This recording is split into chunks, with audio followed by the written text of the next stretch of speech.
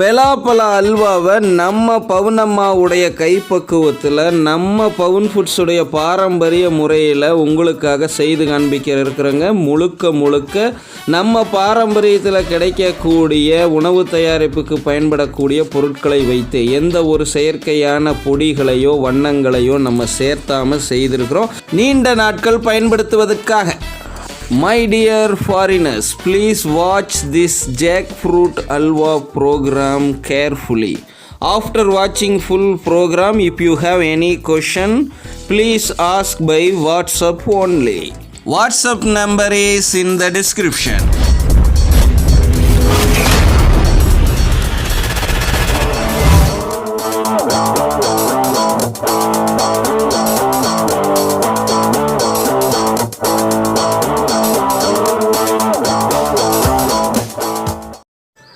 நம்ம செய்யக்கூடிய அல்வா தரமானதாகவும் சுவையானதாகவும் சக்தியானதாகவும் இருக்கணும் அப்படின்னா அதற்கு இந்த மாதிரி பலாப்பழங்களை நீங்கள் தேர்ந்தெடுக்கணுங்க.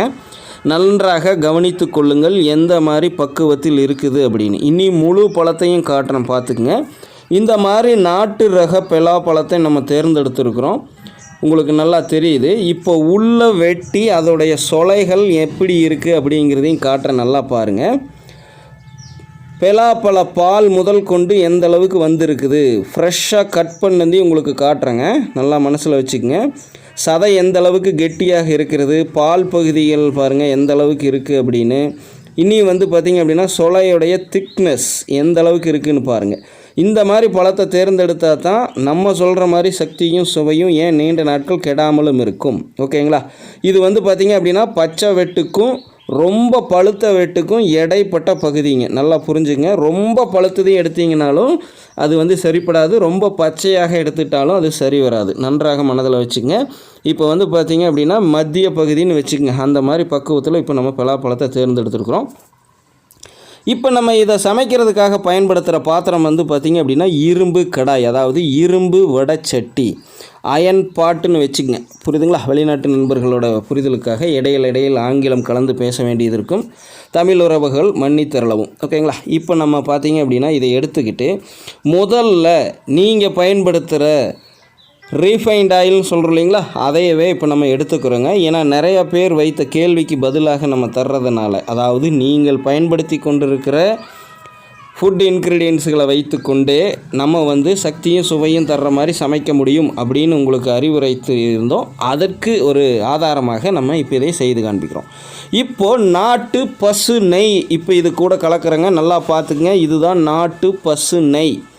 முடிந்தவரை நீங்கள் பால் வாங்கி தயிராக்கி சிலுப்பி நீங்களே எடுத்ததாக இருந்தால் இன்னும் அருமையாக இருக்கும். முடியாதவங்க கிடைக்கிறத எடுத்துக்கங்க, அடுத்த கட்டமாக அப்புறம் முன்னேறிக்கலாம் நீங்கள். இப்போ இதை இரண்டையும் மிங்கிள் பண்ணி சுத்தி செய்கிறது அப்படின்னு சொல்லுவாங்க எங்கள் பாட்டிகளெல்லாம். என்ன முறைங்க? சுத்தி செஞ்சுக்கணும் நம்ம பயன்படுத்துறதுக்கு. அதுக்கு பயன்படுத்தக்கூடிய ஒரு முக்கியமான பொடியுங்க. இது என்னென்னு போக போக சொல்கிறேன். முதல்ல இதை இப்போ நல்லா கலக்கி இந்த மாதிரி மிங்கிள் பண்ணுங்கள். நல்லா பார்த்திங்க அப்படின்னா ஒன்றோட ஒன்று இணையிற மாதிரி நீங்கள் கலக்கிக்கிட்டே இருக்கணும்.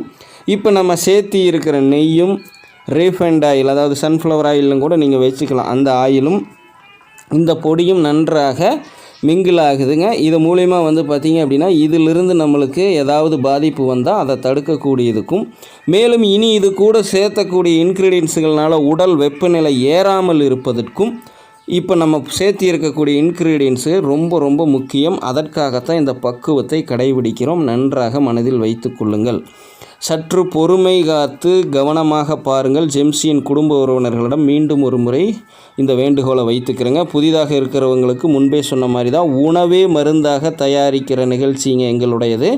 அதனால் அதற்கு தகுந்த மாதிரி பொறுமை காத்துங்க. ஃபாஸ்ட் ஃபுட் மாதிரியெல்லாம் மடன்னு வெட்டியெல்லாம் போட்டு காட்ட மாட்டோம். இதோ பாருங்கள், இப்போ நம்ம தேர்ந்தெடுத்த அந்த பலாச்சுளைகளை இந்த மாதிரி பொடியாக வெட்டி இருக்கிறோம். அதாவது எவ்வளவு சின்னதாக நம்ம ஸ்லைஸ் பண்ண முடியுமோ ஸ்லைஸ் பண்ணி இப்போ இது கூட ஆட் பண்ணுறோம்.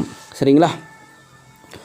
நன்றாக கவனித்துக்குங்க. இது நேரம் வரைக்கும் நம்ம சூடு பண்ணிக்கிட்டு இருக்கிறப்போ புகை வரவில்லை எண்ணெயில் இருந்து. ஓகேங்களா? அந்த மாதிரி சூட்டை மெயின்டைன் பண்ணணும். இங்கே ஒரு விஷயத்தை தெளிவாக ஞாபகம் வச்சுங்க. இது கெடாமல் நீண்ட நாட்கள் பயன்படுத்தணுங்கிறனால கையை வைத்து தள்ளாதீர்கள்.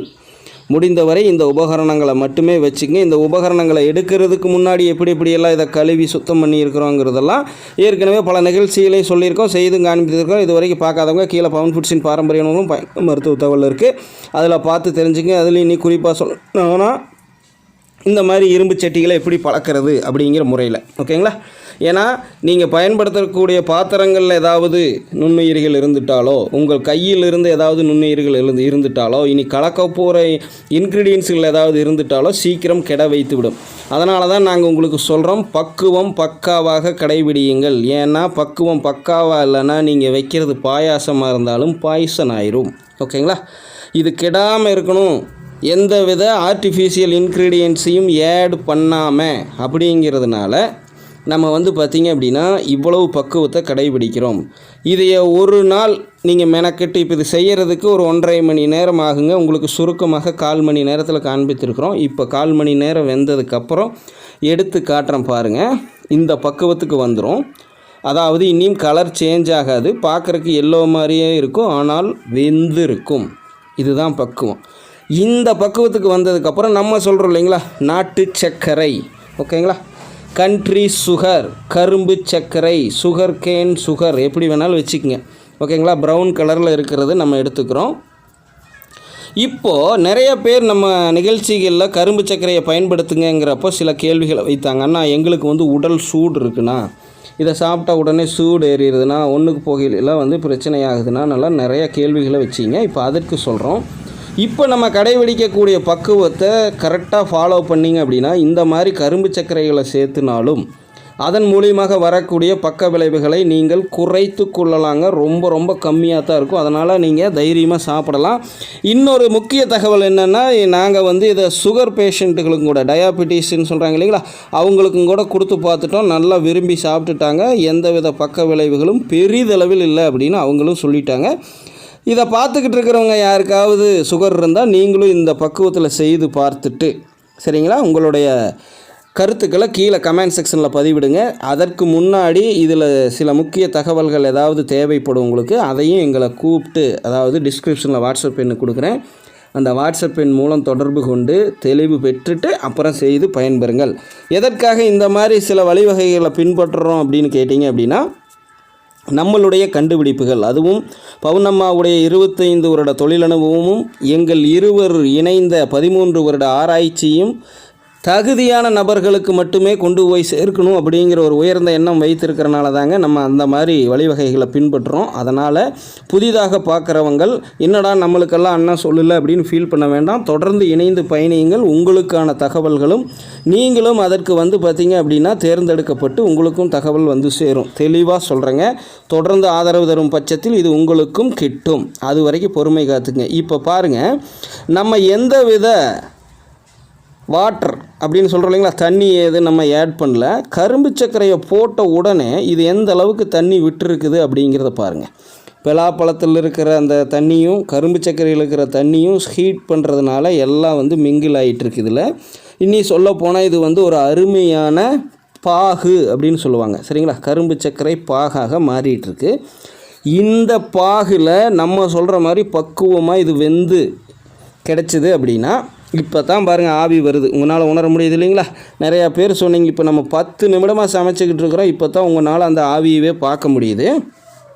இப்போது அடுத்து மிக முக்கியமான ஒரு இன்க்ரீடியன்ஸுங்க, நீங்கள் சொல்லுவீங்க இல்லைங்களா உடல் சூடு ஏறுதுன்னு, அதை தடுக்கிறதுக்காகவும் இன்னும் இதை சுவையை கூட்டுறதுக்காகவும் இன்னும் மனம் நல்லா சொல்லுவாங்க இல்லைங்களா, அதெல்லாம் திடம்னு எல்லாம் சொல்கிறது எல்லாம் இதில் கூட்டுறதுக்காக இப்போ இதில் சேர்த்திருக்கிறோம். இதுவும் என்னென்னு போக போக பார்க்கலாம். ஏன்னா மருத்துவ பலன்களை சொல்கிற இடத்துல சொன்னால் தான் உங்களுக்கு அது பொருத்தமாக இருக்கும். நிகழ்ச்சியை மேலும் தொடர்ந்து பாருங்கள்.